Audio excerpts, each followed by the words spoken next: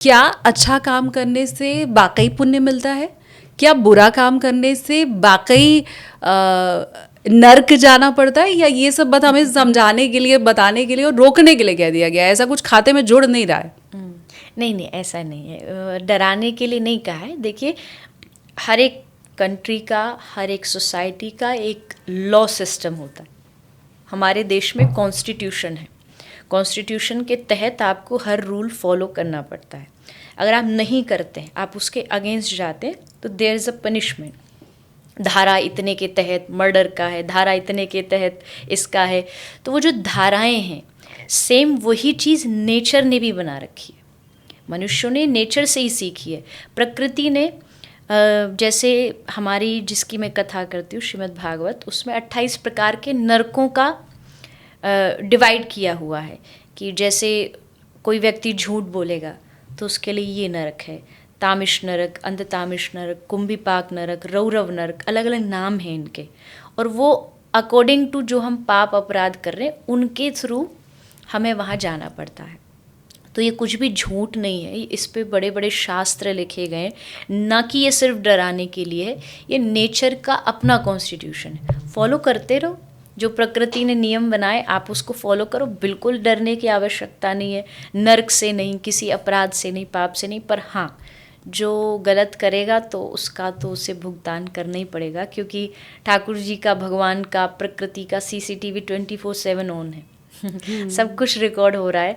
तो उसके परिणाम के, अच्छा ये भी कंफर्म है कि 1 इंच भर भी जो आप करोगे उसी का आपको पनिशमेंट मिलेगा।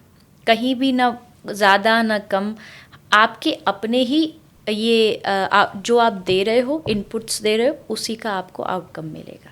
तो बिल्कुल गलत का गलत और सही का सही, ये तो प्रकृति का विधान है और ये हमेशा से होता रहा है और हमेशा होता रहेगा। तो वो लोग मेरे ख्याल से ये सुन के अब समझ जाएं जिनका पेशा ही झूठ बोलना है। मैं वकीलों की अगर बात करूं देवी जी, उनकी तो रोजी रोटी बंद हो जाएगी, वो झूठ ना बोले। आज ही मुझे एक कोई बच्चा मिला, यंग बच्चा था, और उसने अभी अभी लॉ कंप्लीट करी है।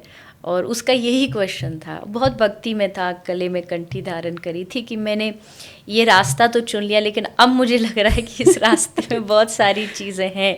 हाँ। तो देखो, कभी कभी कुछ ड्यूटीज़ होती हैं जो हमें निभानी पड़ती हैं अपनी जीविका चलाने के लिए भी। उसको भी मैंने यही कहा कि आप कोशिश करिए, दोनों में डिफ्रेंशिएट करिए कि जहाँ एकदम ही कोई चीज़ गलत है, कोशिश करिए आप उससे दूर रहें, उसको ना करें या वो केस ना लें।